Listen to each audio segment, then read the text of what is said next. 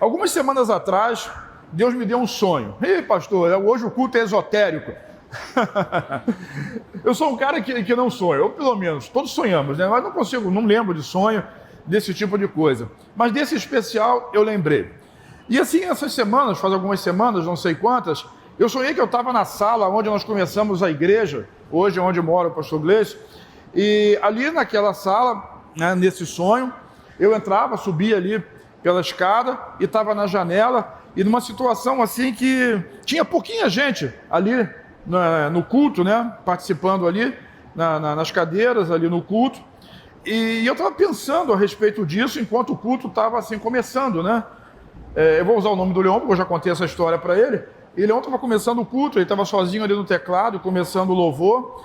E enquanto eu meditava naquelas poucas pessoas e no culto começando, um irmão, que muitos de vocês conhecem, mas eu não vou dizer o nome, porque ele está afastado, e eu não tive oportunidade de conversar com ele ainda, ele passava por mim, eu estava encostado na janela, e ele passava por mim para lá e para cá, para lá e para cá, para lá e para cá, cantando assim, eu vou ficar de pé, eu vou ficar de pé. Você consegue cantar isso comigo?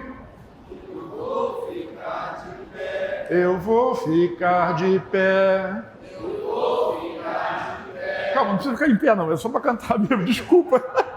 Diga de novo, eu vou ficar de pé. Eu consigo ouvir a voz dele, ver ele cantando isso. Nesse momento, olha só que coisa interessante. Nesse momento que o Leon estava ali tocando, estava ministrando o louvor, e a canção que ele estava cantando diz assim, tudo podes fazer. E se juntava numa música onde Leon cantava tudo podes fazer, e o nosso amigo cantava, eu vou ficar de pé, eu vou ficar de pé, tudo podes fazer, eu vou ficar de pé. E aí, repentinamente, começou a entrar uma fumaça pela janela. Quem conhece a casa ali sabe, o Leon estava na direção da primeira janela, e começou uma fumaça em cima dele, e ele começou a ter dificuldade para respirar, e teve que parar a música e sair do teclado, mas a fumaça só ia naquela direção. E quando eu percebi aquilo, eu desci, né, pela escada para ver o que estava acontecendo, e lá embaixo tinha uma fogueira, e a fogueira fazendo fumaça, obviamente a fumaça entrava pela janela, e estava ali atrapalhando naquele momento. Para minha surpresa, eu fiquei procurando saber quem estava fazendo aquilo, o que era aquilo, se era alguma coisa para atrapalhar o culto, e a minha mãe vinha lá de trás e colocava mais coisa, mais lixo. Na verdade, o que estava sendo queimado ali era lixo, e colocava mais lixo, e eu falava para ela, mãe, não pode fazer isso, a senhora está atrapalhando o culto, está bem embaixo da janela, a fumaça está entrando, e eu pedi ela para não fazer mais aquilo. E ela deu uma resposta para mim e disse assim, meu filho, o lixo precisa ser queimado. Você pode repetir isso comigo? O lixo precisa ser queimado.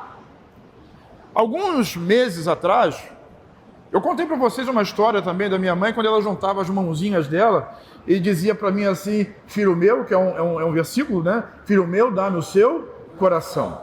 E muitos anos depois, Deus falou comigo, nunca foi ela, sempre fui eu. E ali eu percebi que não era necessariamente ela, minha mãe já está com Jesus, mas Deus está dizendo que para que o avivamento venha, o lixo precisa ser queimado. E esse lixo que precisa ser queimado não necessariamente é pecado. Esse lixo que precisa ser queimado, muitas das vezes são coisas que a gente guarda. O que é lixo? Às vezes é aquela camisa que você gostava tanto, mas que você não usa mais. E está ali entulhando a sua guarda-roupa, as suas coisas. Sabe, peças, coisas que você tinha, aquela bicicleta velha, aquele calçado velho, aquele chinelo antigo, e coisas, quando a gente para pensar na vida, às vezes são conceitos que a gente tinha no passado, pensamentos que a gente tinha, formações, ideias, filosofias, que hoje isso não cabe mais, e nós precisamos queimar essas coisas para que venha o novo, diga o novo. O que eu quero dizer com isso tudo? Que independente da circunstância, eu vou ficar de pé. Independente da fumaça e do lixo, Deus está queimando o lixo. E naquele momento eu subo as escadas novamente, e a fumaça para, e o culto continua, e Leon continua tocando lá, tudo podes fazer, eu vou ficar de pé. E começa a entrar gente, porque tinha uma grande multidão na rua, ali na rua 43, na rua Diamante, nas ruas adjacentes, e eu não conseguia entender por que aquilo ia vazio, e uma grande multidão afluía. Deus está sinalizando que o avivamento está chegando. O avivamento está chegando. Sabe, o avivamento está chegando e ele vai chegar na sua vida, eu tenho certeza disso. Mas nessa noite eu quero dizer que nada pode impedir Deus de trabalhar através de você. Por isso o tema que Deus me deu para hoje é Eu Vou Ficar de Pé. Repete comigo. Eu vou ficar de pé. A Bíblia me embasa para isso no Salmo de número 20, nos versículos 7 e 8. Salmo 20, 7 e 8, eu vou ler na King James atualizada, diz assim, alguns confiam em carros e outros em cavalos, mas nós confiamos no nome do Senhor nosso Deus. Diga, eu sou crente. Sou crente. Não é que nós desacreditemos das coisas naturais. A gente vai ao médico, a gente vai ao banco, a gente conversa com advogado, nós nos relacionamos com contadores. Muitos de nós são médicos, são advogados, são enfermeiros, são fisioterapeutas, são contadores, muitos são empresários, administradores. Não é uma descrença esse tipo de coisa, mas a nossa posição de vida, a nossa forma de viver, Deus, ela nos impulsiona a crer em Deus acima de todas as outras coisas. Então, acima de qualquer situação, acima de qualquer circunstância, nós cremos em Deus. Quando o salmista fala a respeito disso, é porque carros e cavalos eram armas de guerra daquela época. Então, os exércitos que possuíam mais carros, mais cavalos, mais cavaleiros, mais poder bélico, eram aqueles que venciam as batalhas. Mas Israel não tinha essa tecnologia. O povo de Deus não dispunha dessa tecnologia. Mas o que eles dizem aqui no Salmo, e o que o salmista diz, é que alguns, por aí, alguns adversários, eles confiam em carros, outros confiam em cavalos, mas nós confiamos no nome do Senhor, nosso Deus. Qual a diferença? A diferença é que tem gente que confia nos atributos naturais, no poder, naquilo que tem, naquilo que conhece, acreditam mais na sua incredulidade do que naquilo que Deus está dizendo. Mas o que o povo de Israel tinha que o povo lá de fora não tinha? O povo de Israel tinha Deus. O que eles tinham? Deus. O povo tinha Deus, eles tinham um Deus em quem eles podiam confiar. E esse Deus no qual eles podiam confiar era aqueles que os mantinham de pé, independente da circunstância, independente do adversário, independente do inimigo, independente do problema que viesse contra eles. Por isso no versículo 8 diz assim, eles, aqueles povos lá fora, eles vacilam e caem. Porém, nós, o que diz aí? Vamos juntos? Levantamos e ficamos de pé. Eles vacilam e caem, mas nós nos levantamos. Nós permanecemos de pé. Sabe, isso pode parecer um clichê, mas não é. Isso é a promessa, isso é a palavra de Deus. Hoje nós não somos como eles, nós não precisamos enfrentar inimigos físicos, mas nós enfrentamos muitos adversários, adversários que atacam a nossa mente, que atacam o nosso coração, como dúvida, como incredulidade, como medo, como insegurança, como desejo carnal, desejo do pecado. Algumas pessoas que não conseguem se livrar disso. A nossa guerra não é mais contra a carne, nem contra o sangue, mas a nossa guerra são contra principados e potestades, inimigos espirituais. Mas, enquanto as pessoas procuram técnicas naturais, eu quero dizer para você que nós, diga eu, confio no nome do Senhor nosso Deus. Diga assim, eles vacilam e caem, mas eu me levanto e permaneço de pé. Quantos homens e mulheres vão permanecer de pé aqui em nome do Senhor Jesus? Pai, dá graça sobre eles, fortalece, Senhor, os joelhos trôpegos, os joelhos vacilantes. Oh, meu Deus, fortalece o fraco. Diga o fraco, eu sou forte. Diga eu sou forte. Diga eu sou forte. Eu permaneço de pé. Libera da tua graça e da tua bênção nessa noite, nesses dias, no dia mau, no dia difícil. Pai, sustenta-os no nome do Senhor Jesus. Diz amém. Amém. Semana passada eu disse que ele é totalmente confiável. Por isso, essa expressão, ela tem tanto valor e é tão importante. Deus é tão confiável que aquilo que ele promete, ele vai cumprir. Sabe, existem muitas formas, existem muitos métodos, mas no final, só vão permanecer de pé aqueles que confiarem no Senhor. Diga, eu confio. Só vai permanecer de pé quem confiar no Senhor. Uma das questões que a gente precisa levar em conta é que o diabo ele trabalha muito no pecado. Embora o pecado já tenha sido derrotado na cruz, muitas pessoas ainda estão aprisionadas ao pecado, porque a Bíblia diz que quem comete pecado se torna um escravo do pecado. E às vezes muitos crentes Pessoas que já são crentes, que já se batizaram, que já passaram por muitos programas da igreja, ainda estão lutando contra o pecado. Mas por que isso? Porque o diabo ele tem um poder chamado engano, diga engano. E ele trabalha muito na mente da pessoa, na alma da pessoa, a nível de mente, para mostrar para aquela pessoa que ela continua do mesmo jeito que ela era. Você tem os mesmos desejos, você tem o mesmo gosto, você quer a mesma coisa, você até sonha com isso. Mas eu quero dizer a verdade bíblica. Diga comigo, repita comigo, a verdade bíblica. Porque nós não somos aquilo que nós sentimos, mas nós somos aquilo que nós cremos. Porque nós sentimos, o que acontece? Nós damos vazão ao nosso sentimento, às circunstâncias que influenciam no nosso sentimento, ao invés de dar vazão, de dar fé, de dar crença, aquilo que a palavra de Deus diz a nosso respeito. Romanos capítulo 8, versículos 1 e 2, diz assim: agora, quando? Agora. Amanhã? Não. Foi só ontem? Vai ser semana que vem? Não, agora. Isso foi escrito há 2000 anos atrás, pastor, exatamente. E é tão atual quanto no dia em que foi escrito por Paulo. Então agora, portanto, já não há, diga não há. Deu mais uma ênfase, diga nenhuma. Então não há nenhuma condenação para aqueles que estão em Cristo Jesus.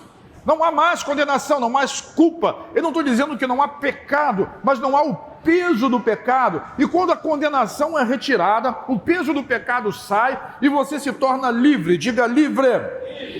Livre para tomar suas escolhas, fazer suas decisões. Só permanece lá quem quer ou quem não sabe dessa verdade. Mas como é que isso acontece? O versículo 2 explica: pois em Cristo Jesus a lei do Espírito que dá a vida. Vamos repetir isso? A lei do Espírito que dá a vida. Já me libertou da lei do pecado que leva à morte.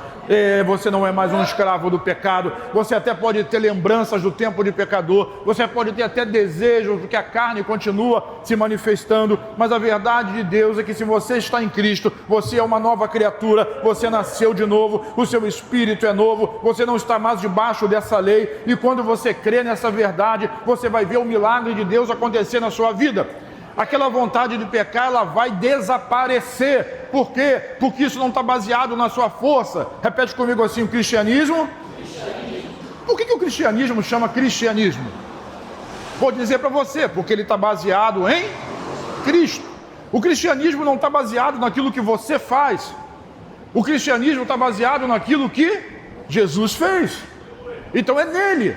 É por Ele, é para Ele. E quando Ele foi à cruz, Ele pagou o preço para que você pudesse ser totalmente livre. E qual é a minha parte? Crer. Qual é a parte? Crer. Se você crer, você vai ficar de pé. Lembra do Salmo 20? Uns creem, ele usa lá a palavra confiam, né? Uns acreditam em carros, em cavalos, no dinheiro no banco, no diploma que tem, no currículo, no conhecimento, na experiência. Uns confiam na sua força, confiam, creem, acreditam. Mas o que a Bíblia diz, eles vão cair. Mas nós fazemos o quê? Nós confiamos no Senhor. E nós vamos permanecer de pé. Porque é o Senhor que te mantém de pé. Porque quando a enfermidade chega, e nenhum dinheiro do mundo é capaz de comprar saúde. Quando a crise familiar vem, e o dinheiro, muitas das vezes, o conhecimento e os relacionamentos não são capazes de salvar um casamento. Não são capazes de salvar uma pessoa. Não são capazes de salvar seu filho das drogas. Não são capazes. E grande é e longa é essa lista. E as pessoas precisam entender que a única solução e a única esperança está no Senhor. Porque é Ele quem nos mantém de pé. Mas eu estou todo errado, eu não mereço. Não tem a ver com aquilo que você merece, querido. Tem a ver com aquilo que você acredita e com os méritos do Senhor Jesus. Creia nele, Ele é o sustentador, Ele é o salvador da sua alma. Por isso Ele morreu no seu lugar, para pagar o preço que você não podia pagar. Então, querido, você não pode mudar o seu passado. Quem gostaria de mudar o passado aqui, alguma coisa? Sabe, eu sou o primeiro a levantar a mão. Tem gente que diz assim: eu não mudaria nada. Duvido que isso seja verdade. Todo mundo já cometeu erros e se pudesse, voltaria lá atrás e não faria de novo. Mas nós não podemos mudar o passado. Mas tem uma coisa que pode acontecer. Nós podemos crer que o seu passado foi totalmente apagado na cruz de Cristo. Hebreus capítulo 8, versículo 2 diz assim: pois para com as suas iniquidades usarei de misericórdia, e dos seus pecados dos seus pecados não me lembrarei mais. Então não aceite acusação. Não aceite acusação se você é filho. Não aceite acusação nem de você mesmo. Diga: eu sou filho. Se você não é filho ainda, se você não tem certeza da sua salvação, daqui a pouco eu vou dar uma oportunidade para você ter essa convicção e ter essa certeza de receber Jesus como seu Salvador. Porque o Evangelho, ele é cristocêntrico, tem tudo a ver com Jesus. Jesus conta uma história, Lucas capítulo 15, nos versículos finais, eu vou contar só a história do filho pródigo, que todo mundo conhece, mas os versículos finais, 18 a 20, depois 24, diz assim: o filho, lá no meio do chiqueiro, comendo comida de porco, perdendo tudo que ele tinha depois de fazer tudo o que ele fez, ele não podia apagar o seu passado, mas ele lembrava de como era a casa do seu pai.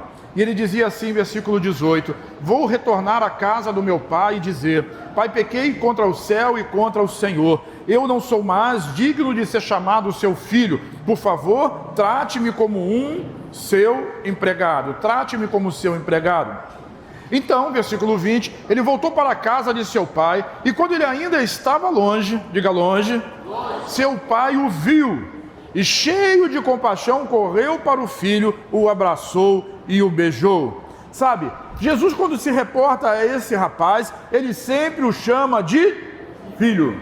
Mesmo no pecado, ele era considerado um filho. Mesmo no meio dos porcos, ele era considerado um filho. Mesmo quando ele pediu o dinheiro que ele dizia a respeito, matando assim o seu pai antes do tempo, entre aspas, ele era considerado como um filho.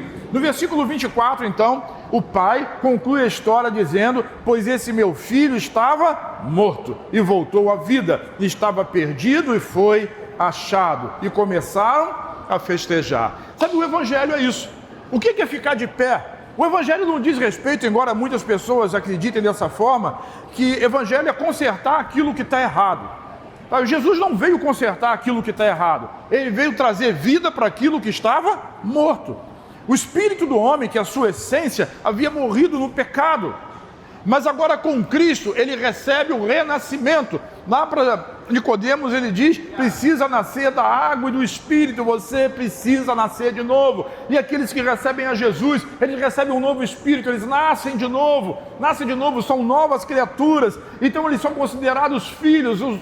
Os seus erros do passado não incomodam mais Jesus, não incomodam mais a Deus, porque Jesus já pagou o preço por cada um e por todos eles. Isso significa o quê? Diga: vida nova. Vida nova, um passado apagado, diz lá a canção. E o autor ainda diz assim: pensando nisso, eu entendo até a raiva do diabo, porque ele perde o poder, ele perde a autoridade, porque ele é o acusador, e o acusador precisa condenar, precisa acusar dos erros. E eu não estou dizendo que não existam erros, mas eu estou dizendo que cada um dos seus erros já foram, diga, perdoados. Vire para quem está ao seu lado assim: você já foi perdoado em Cristo Jesus. Mas eu não creio em Cristo, eu não recebi Jesus. Essa noite você vai receber então perdão dos pecados e uma nova vida para a glória do Senhor. Você tem certeza da sua salvação? Vire para quem está ao seu lado, pergunte isso. Tem certeza? Pergunte a duas pessoas: tem certeza? Eu quero lhe dizer que hoje você pode ter essa certeza, porque Ele está buscando e salvando aqueles que estavam perdidos. E você, diga: eu vou ficar de pé. Eu vou ficar de pé. Eu vou ficar de pé. Eu vou ficar de pé. Jesus é que mantém você de pé. Mas ele não é uma muleta, hein? Quem está comigo diz amém. Ficar de pé é isso. É entender que o desgaste não vai te derrubar. Repete comigo: o desgaste não vai me derrubar. Sabe, mesmo sendo crentes, muitas das vezes, nós sofremos ainda com muitas consequências do pecado, fraquezas, desânimos, doenças, medo, morte, coisas desse tipo. Mas ainda assim, nós vamos permanecer de pé. Olha o que a Bíblia diz, o que importa é o que a Bíblia diz. Romanos capítulo 8, versículos 10 e 11 diz assim: uma vez que Cristo habita em vocês, quem é crente aqui diz eu sou. Qual é a certeza que você tem de que você é um crente? É o Espírito Santo habita em você. Diga, o Espírito habita em mim. Mas eu não senti nada, não tem a ver com o que você sente, tem a ver com o que ele diz e com aquilo que você crê. Então, uma vez que Cristo habita em vocês, embora o corpo morra, o corpo morre porque o corpo está ligado ao pecado e ele vai morrendo, ele vai padecendo, as coisas naturais são assim. Mas o Espírito que lhes dá a vida, porque vocês foram declarados, mas o Espírito lhes dá a vida, porque vocês foram declarados, diga declarados, justos diante de Deus. Isso é uma declaração de Deus, e quando Deus diz, a palavra de Deus é uma lei irrevogável no universo. Então Deus em Cristo declara você justo, e Deus é justo em declarar justos aqueles que creem. Diz amém. Porque isso não tem a ver com você, não tem a ver com a sua história, não tem a ver com o seu passado, tem a ver com aquilo que Cristo fez e com a fé que você tem nele. Então, porque ele, sabe, Deus não apagou os seus pecados. Deus não é um amigo seu que é político, ou que é juiz, ou que é qualquer coisa desse tipo, e assim apaga a sua ficha, limpa a sua ficha. Não, todos os seus erros, todos os seus pecados foram pagos na vida, no corpo e no sangue de Jesus. Então aquele que não tinha pecado, Deus o fez pecado por nós, para que nele fôssemos feitos justiça de Deus. Então Deus é justo em declarar você justo, a justiça de Deus está sobre nós, e o Espírito, sabe, ele diz aqui claramente, o Espírito lhes dá a vida, porque vocês foram por Deus declarados justos. E se o Espírito de Deus, que ressuscitou Jesus dos mortos, habita em vocês, o Deus que ressuscitou Cristo Jesus dos mortos, dará vida, diga, dará vida ao seu corpo mortal, por meio desse mesmo Espírito que habita em vocês.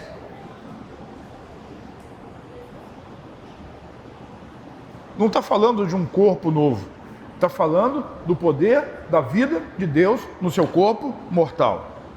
Deus revigora o seu corpo, Deus dá saúde para o seu corpo, Deus dá ânimo para quem está desanimado, Deus dá coragem para quem está abatido, Deus coloca de pé aquele que está prostrado. Se você vivia uma vida de prostração, Deus quer colocá-lo de pé, porque a nossa vida é assim. Todos nós vivemos debaixo de muitas lutas, de muitas guerras, de muitos problemas, de muitos desafios. Desafios todos os dias. Viver é um desafio, ganhar a vida é um desafio, sustentar a família é um desafio, criar os filhos é um desafio, manter um casamento é um desafio, viver no Brasil é um desafio, tudo para nós é um desafio. Mas, assim como Jesus foi ressuscitado e o Espírito que o ressuscitou habita dentro de nós, ele faz com que nós sejamos vitoriosos nisso. E eu quero repetir algumas palavras. Repete junto comigo, vamos lá? Diga vida, diga saúde, diga ânimo, diga disposição, diga coragem e muitas outras coisas. Todas essas coisas se manifestarão em nós.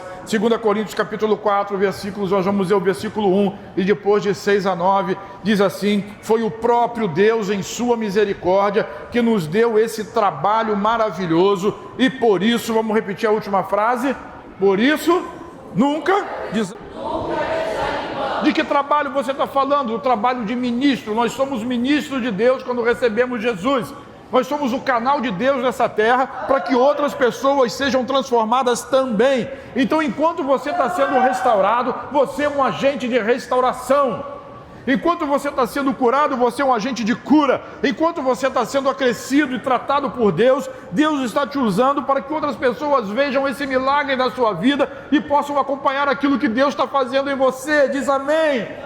Ah, você é uma obra inacabada, é uma pintura de Deus, é uma obra de arte que Ele está trabalhando em você, e às vezes esse trabalho exige lapidação, por exemplo, quando é feita uma estátua, e ali tem que bater com o ponteiro, com o martelo, e coisas precisam ser tiradas. Repete comigo assim: o lixo precisa ser queimado. Por quê? Porque Deus quer colocar você de pé. Qual é o intuito de Deus? Diga comigo que eu permaneça de pé. Então, perdão.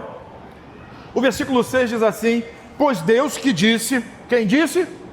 Haja luz na escuridão. De Gênesis.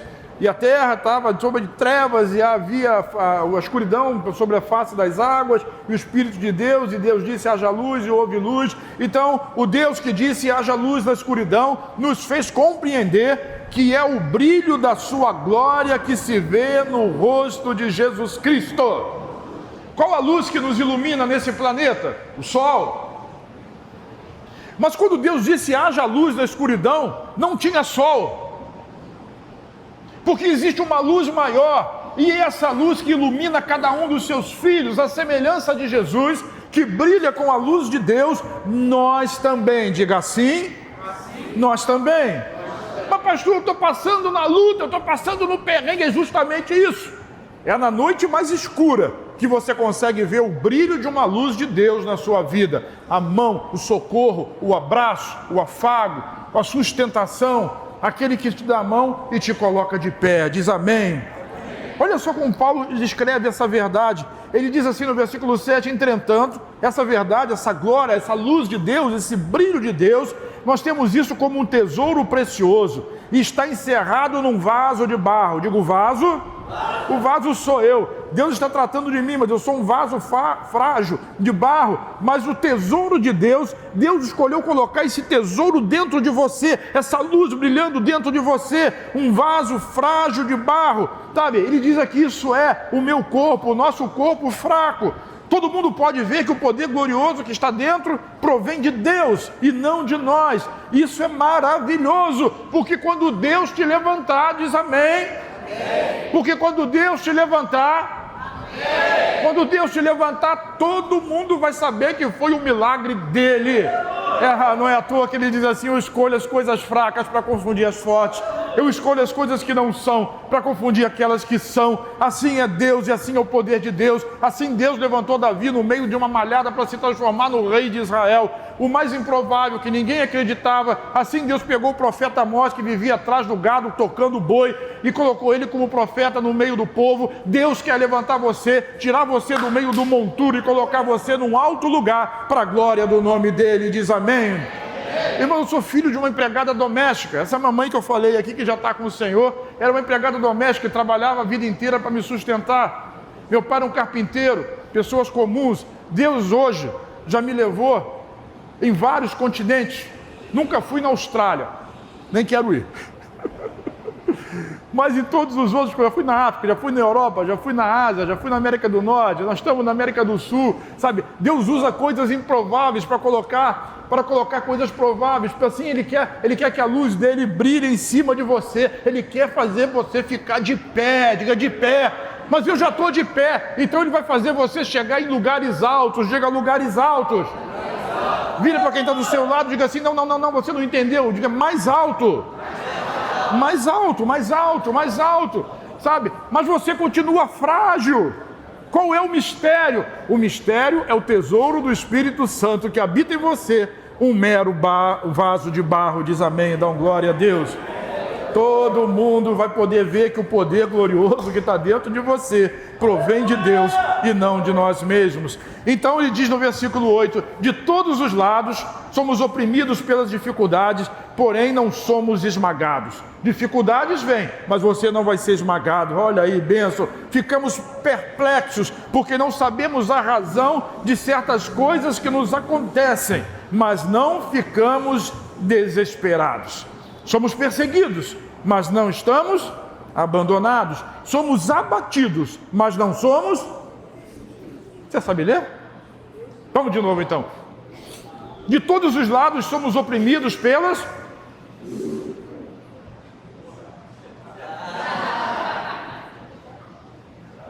Ele quer me derrubar, né? Mas eu vou ficar... 1000 cairão ao meu lado, 10.000 cairão à minha direita, mas eu não serei atingido. Agora vamos lá. Eu perdoo vocês, vocês me perdoam. Depois a gente pega aquele cara lá fora e dá um sacode nele. todo mundo vai poder ver que o poder glorioso que está dentro de você provém de Deus e não de nós. Então, de todos os lados, nós somos oprimidos pelas dificuldades, porém não somos. Ficamos perplexos porque não sabemos a razão de certas coisas nos acontecerem, mas não desesperados. Somos perseguidos, mas não abandonados. Somos abatidos, mas não ficamos e nem somos destruídos. Nós permanecemos de pé. Uns confiam em carros, outros confiam em cavalos, mas nós confiamos no nome do Senhor nosso Deus.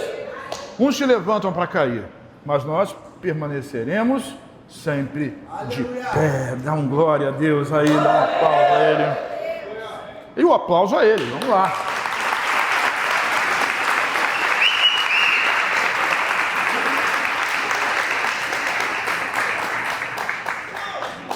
Vire para quem está ao seu lado e diga assim: você nunca estará sozinho.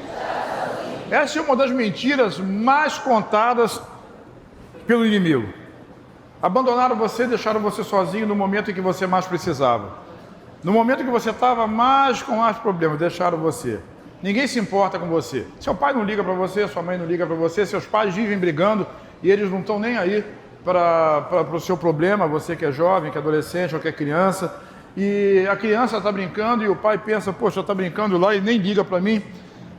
Só chega perto de mim porque quer alguma coisa, porque precisa de uma coisa. Sabe, essa mentira é contada o tempo todo. Eu estou abandonado, eu estou sozinho, eu não vou conseguir vencer sozinho, eu preciso lutar sozinho. E isso é uma grande mentira, porque nós nunca somos abandonados por Deus, acima de tudo, e também nunca somos abandonados pelos irmãos. Sempre vai ter alguém que vai estar ao seu lado. Diga: tem sempre alguém. Agora, quando essa pessoa que está do seu lado e que Deus manda para poder socorrê-lo no momento em que você está numa grande luta e se acha sozinho, via de regra, você não quer receber essa pessoa, porque ela está se intrometendo na sua vida. Coisa esquisita, né? Eu estou sozinho, todo mundo me abandonou e Deus manda alguém lá. Você é até educado, mas assim, fulano veio aqui só para se meter na minha vida. Como assim? Eu estou lhe dizendo que Deus está ao seu lado e você nunca estará sozinho. Sabe, a gente pode ser acusado de muitos erros e certamente nós erramos muito mesmo.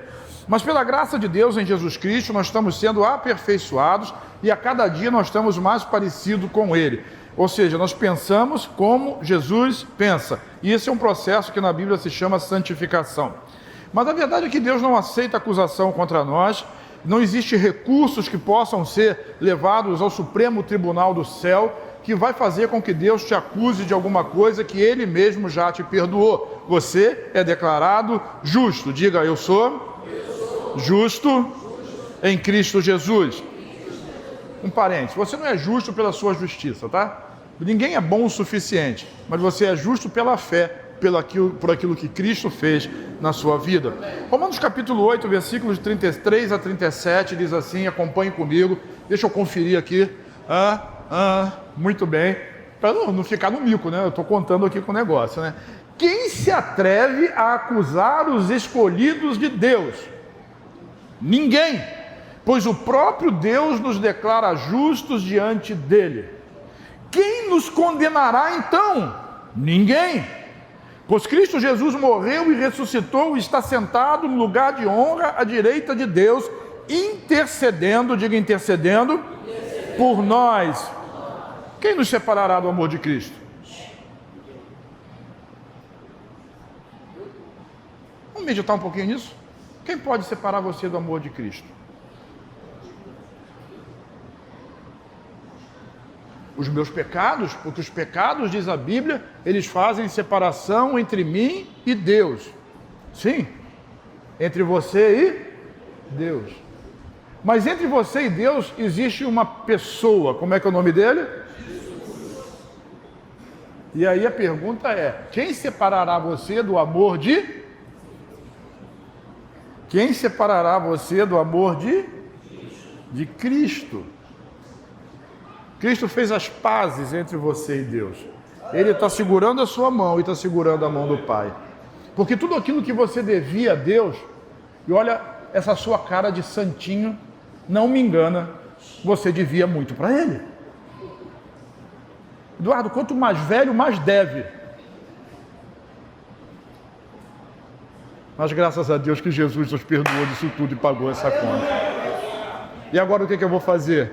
Eu vou pegar esse cartão de crédito Black, que está escrito Jesus Cristo, e vou pecar à vontade? Claro que não. Porque o amor de Cristo me constrange, porque Ele morreu e ressuscitou, Ele está sentado à destra de Deus intercedendo por mim. Sabe, a sua oração, se não fosse Jesus, a sua oração não passava do teto. E eu estou sendo bonzinho, hein? Do teto. Porque a nossa oração, ela vive em iniquidade. A gente ora por interesses pessoais, por interesses próprios. A gente ora por aquilo que a gente quer, porque a gente precisa. A gente não ora pelos outros, não está disposto a perdoar ninguém, mas a gente quer que o bom aconteça conosco. Mas Deus, em Cristo Jesus, Cristo, Ele transforma essa oração e transforma essa oração intercedendo por nós e dizendo, aquele ali é o Leon que está fazendo aniversário hoje. E quando Deus olha para Leon, e se Deus pensasse, eu vou fulminar, Ele pensa, Jesus, não vou fulminar, vem cá, me dá um abraço.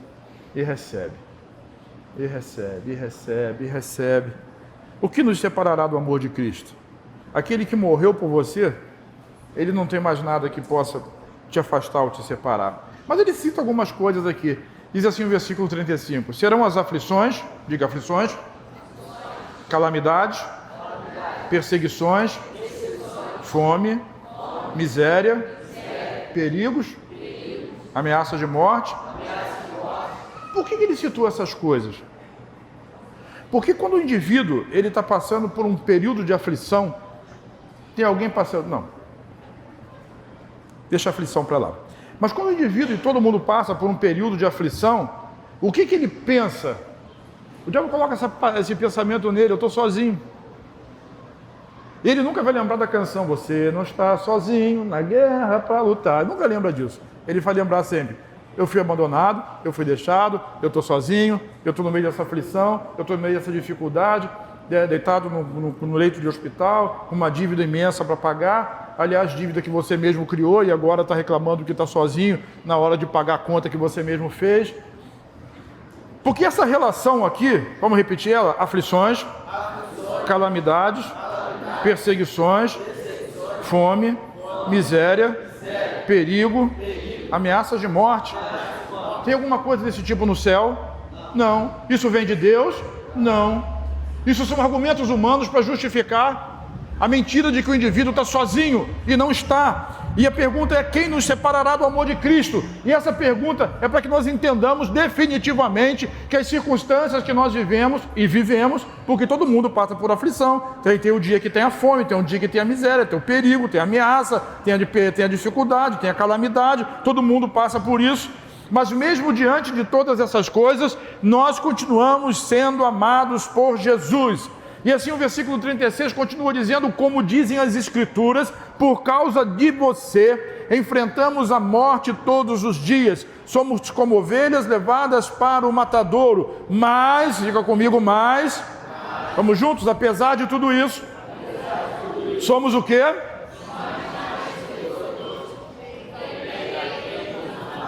A gente precisa ler essa frase inteira. Somos mais do que vencedores por meio daquele que nos amou. Porque se você dizer simplesmente somos mais do que vencedores, parece que essa vitória ela está relacionada à sua capacidade. E não está. Somos mais do que vencedores por aquele que nos amou. E Jesus é que nos faz vencedores. É Ele quem nos mantém de pé. Eu vou ficar de pé. Sabe por quê? Porque tudo Ele pode fazer. Aquilo que você não pode, aquilo que você não tem condição, aquilo que você não tem capacidade, Ele pode fazer na sua vida. É o poder, repete comigo, é o poder que se aperfeiçoa na fraqueza. 2 Samuel 23 tem uma história que eu gosto muito de contar. É a história de Eleazar. Ele é filho de Dodô e descendente de Auí. Ele era um dos valentes, dos 3 mais valentes do rei Davi. E o texto diz assim, eu vou ler aqui com vocês, Ele era um dos 13 guerreiros que estavam, versículo 9, quando enfrentaram os filisteus, depois que todo o exército israelita havia recuado. Diga assim, todo mundo fugiu. E Eleazar ficou sozinho. Quem fugiu? Todo mundo fugiu. E ele ficou sozinho. Mas ele era um homem valente, porque ele estava de pé. Olha o que aconteceu. O versículo 10 diz assim: Eleazar matou filisteus até que a sua mão ficou cansada demais para levantar a espada. Quem foi que matou os filisteus? O exército inimigo? Eleazar, por causa da espada. E a espada grudou na mão dele de uma tal forma que ele exterminou. Isso é um Superman, Spider-Man, Batman, não sei o que nada. Eleazar é um cara. Mas por quê? Qual era o superpoder? Pergunta para quem está do seu lado, me ajuda aí. Qual é o superpoder desse cara? Eleazar matou filisteus até que a sua mão ficou cansada demais para levantar a espada. Vamos ler junto isso aqui? O Senhor lhe deu grande vitória naquele dia. Uau. O que Eleazar tinha demais? Nada. Tinha fé. E quem deu a grande vitória para ele? O Senhor. É o mesmo Senhor que quer dar uma grande vitória para você. É o mesmo Senhor que quer te manter de pé. É o mesmo Senhor que quer levantar você, que quer levantar o caído, que diz ao fraco, eu sou forte. Mas eu não sou forte porque eu tenho força. Eu não sou forte como o Daniel, que vai para a academia e tem essa musculatura toda. Já teve mais, né? Mas está fortinho ainda ali, né? Não, eu sou forte porque o Senhor é a minha força. Eu posso todas as coisas naquele que me fortalece. Sabe, eu estava ouvindo um pregador essa semana, como é que é o nome dele? O Barbudão, lá de Curitiba? Subirá. E eu estava ouvindo ele essa semana, ele diz, as pessoas interpretam esse texto de Filipenses completamente errado, e diz assim, posso todas as coisas naquele fortalece, e pensa assim, né, no Senhor, então eu posso comprar aquele carro, aquela mansão, eu posso isso, eu posso aquilo. Não. Ele está dizendo que assim, já aprendi, deu um texto no contexto, já aprendi a passar fome, já tive necessidade. No momento da dificuldade, no momento da dor, do sofrimento, no momento do luto, eu aprendi que eu posso todas as coisas naquele que me fortalece. Sabe, você não precisa de força quando você está cheio de dinheiro no bolso, gastando adoidado. Você precisa da força de Deus quando você está caído. E eu quero dizer, é Ele quem te mantém de pé. Oh meu Deus, glória a Deus, aleluia. Repete comigo, eu vou permanecer de pé. Sabe, é longa essa história, vai ficando de pé comigo, eu vou contar enquanto você vai ficando em pé. Sabe, como Noé na construção da arca, como Abraão que creu contra a esperança, como José no Egito, como Moisés e tantas lutas, como Josué e as conquistas da terra, como Caleb que aos 85 anos fez o que fez, como Raabe em Jericó, como Ruth que creu e acompanhou Noemi, como Maria que creu e foi mãe de Jesus, como Pedro, mesmo depois de negar a Jesus, como perseguidor Saulo, com todos os erros que cometeu, assim também é conosco, homens e mulheres, dos quais Deus nunca desistiu de lutar. Deus nunca desistiu de você, Deus nunca desiste de você, é Ele que te levanta, é Ele que te mantém firme, é Ele que quer colocar você de pé. Mesmo que nesse momento você esteja abatido, mesmo que nesse momento você esteja acamado, talvez ouvindo essa palavra pelo canal do YouTube, e você esteja num hospital, numa situação de dor, numa situação muito difícil, eu quero lhe dizer que Deus é aquele que te mantém de pé, é Deus que te sustenta, é Deus que te ergue, é Deus que te levanta, sabe? E a nossa queda, as nossas lutas, as nossas dificuldades, elas estão muito ligadas àquilo que nós vemos no material, aquilo que nós vemos no físico, aquilo que nós percebemos e sentimos. O pastor Jefferson disse que está se anunciando uma grande crise no Brasil, e a gente ouve isso, as pessoas ficam apavoradas, mas nós não somos simplesmente cidadãos desse reino, embora soframos com isso, mas mesmo que com isso soframos, nós temos alguém que nos sustenta. Isaías capítulo 60 ele diz que o mundo vai estar em trevas, densas trevas, mas a luz, diga a luz de Deus vai brilhar sobre mim. Essa luz é Jesus, essa luz é o Espírito Santo sobre a nossa vida. Então eu quero concluir tudo isso com um texto que marcou muito a minha vida. 2 Coríntios capítulo 4, versículo 18, diz assim: portanto, não olhamos para aquilo que podemos ver atualmente. Repete isso comigo, portanto.